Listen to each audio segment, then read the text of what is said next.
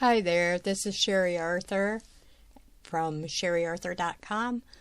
Today I'm working on a piece that I was just experimenting with. I'd never really painted in this sort of style, and I was kind of just trying to see what would happen.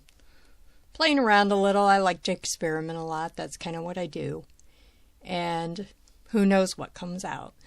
So anyway, while I was recording this piece, unfortunately, my phone died at some point, so you don't get to see the whole thing because I filled up my memory. So now I have invested in a separate device to do my videos, which I'm starting to learn, and it's a lot to learn, so I'm trying.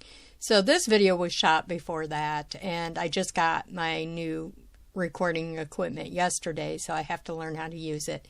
But I wanted to give you a little peek into some of the things I do, and this is one of them. This is called the Maine light. You can find it in my Etsy store or on my website, sherryarthur.com.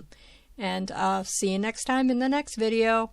Give me a like if you like what I do. Thanks a lot. Bye-bye.